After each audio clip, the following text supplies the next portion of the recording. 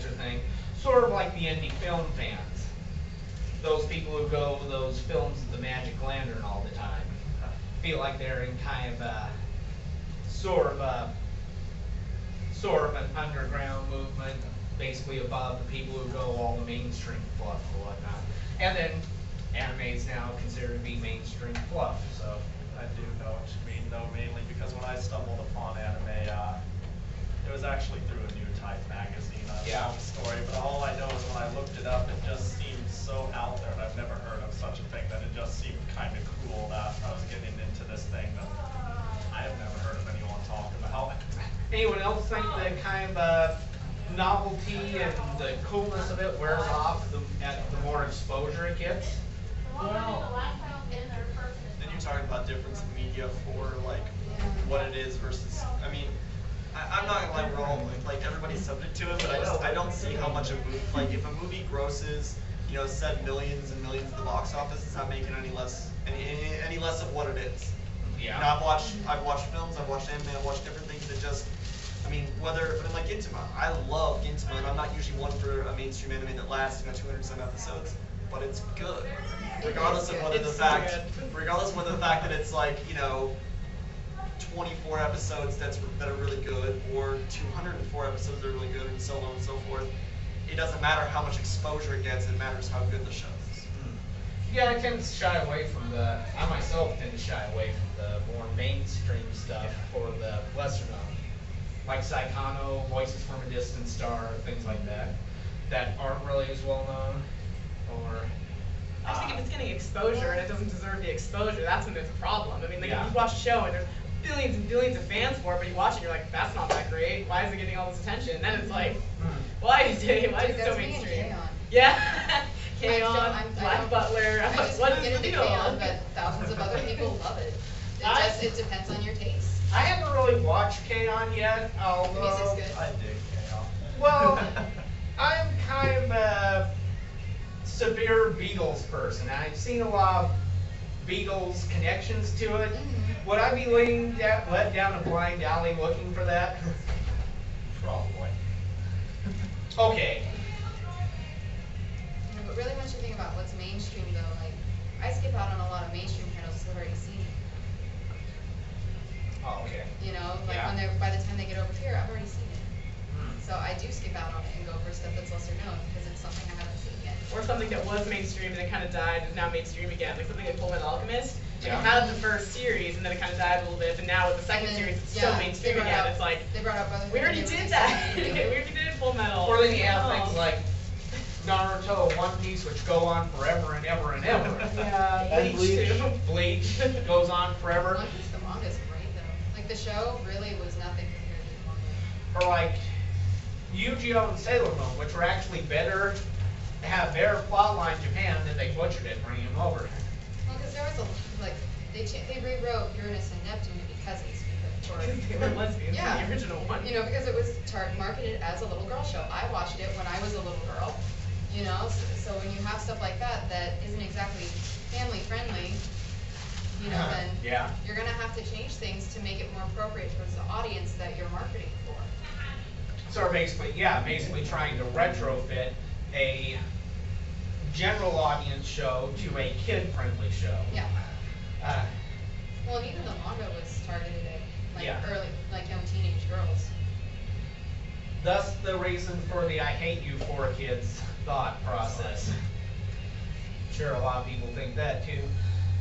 Actually, one thing that was kind of interesting that I found out that I thought was kind of odd in the anime for Sailor Moon, they wrote out the part where in the first season they all died and got reborn, and made so that they just kind of woke up and lost all their memories. And so they had to take that part out because it would be thought to be too deep for that.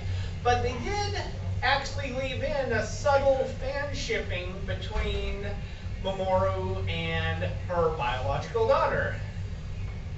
Which I think that would be the one that would be better to take out than the idea of actual death and reincarnation. So. Well, like with that one though, like the way that it's portrayed is that Usagi and Rainy are in constant competition over Mamoru. That's how it's portrayed, and Rini teases her a lot about it. Which is also kind of odd, the fact that they're in competition, being that they're mother and daughter, really. But actually, usually. But when one's 14 and the other's like 7, they don't care. You know, I mean, really, that's not something they're going to be thinking about. Yeah. You know, she was more concerned with, you know, spending time with Mamoru and shoving cake in her mouth, you know, than being concerned with, oh, this is my daughter. Yeah. You know, I mean, you have to look at that mindset also. This is the debate, that's the visual K. Gotta get going. Debate's in here. Oh, sorry. No, it's fine. We've got some work to do with the skit, so. Well, there Wait, was. I want a picture. Fine about it. I feel like I It's the gun, I'm should. telling you. Yeah, no, it is the gun because I didn't know what your character was until you got the gun. And I felt like it's on. Jordan Logan is like I the kind of best already have a picture. anti-racist show ever. No joke, you will finish Jordan Logan feeling like you can do it. Well, if Yeah, you want to I watch just want a the, picture. if you want to watch the rest of the debate, it's being videotaped there. I don't even know what she's going. And She's I'm going. gonna upload She's just it cut. to YouTube. There's some more serious topics coming up. You, Okay. I remember you read the post and YouTube. Yes. Oh, okay. So you know some of the stuff that's coming up, right? Yes. Oh, okay. Yes, thank you. Well, it's the same username for the YouTube account, and when I get an upload, it'll be on the same YouTube account, the same Okay. username. Okay, cool, thank you. Let's go ahead and change topics. Hi. I'll float. Small berries and stuff. Well, go ahead and grab some blueberries, as I said. Oh no, like I'm just curious on what Okay, it's not too loud. Heck, you can turn it up louder. I can use some background music. Some of them are louder than normal, so. Oh, okay. Hey, no matter to me. Let's go ahead and change it to, what am I going to do? How much time do we have left? 40 minutes. Hopefully we're not going to be kicked out.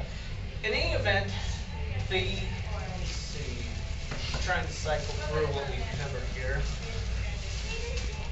All right, let's move on to the tsunami now. And whether or not the actual tsunami will affect the anime industry and manga industry. What I have heard, though, about is the fact that the tsunami would affect the way disaster scenes are portrayed in. Sort of like just after 9/11, a lot of people didn't want any sort of movies that have the Twin Towers in them, or any sort of type of destruction or terrorist related items in movies right after 9/11 happened, because it's a little bit too fresh in people's minds.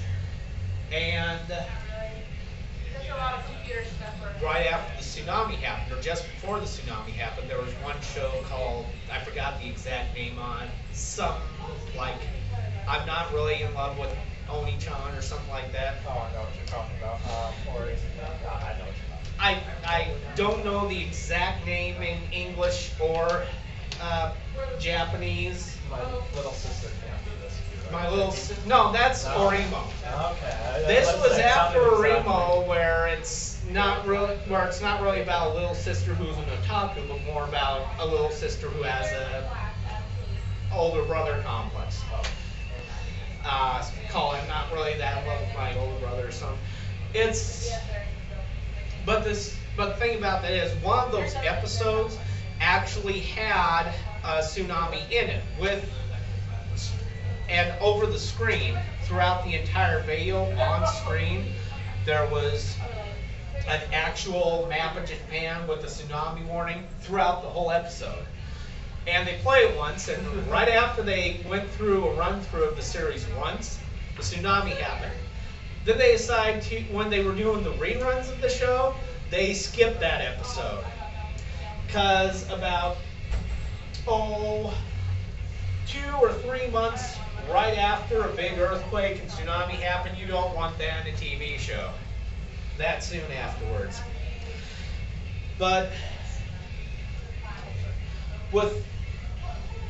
I guess without dividing things up, I guess with kind of a group discussion, does anyone here think that the whole disaster will at all change the anime and manga industry, or pretty much it'll be the same, eventually go back to normal? It'll be the same, but should go back to normal. Like you said with the, whole trade full 9/11. thing, yeah, it's like.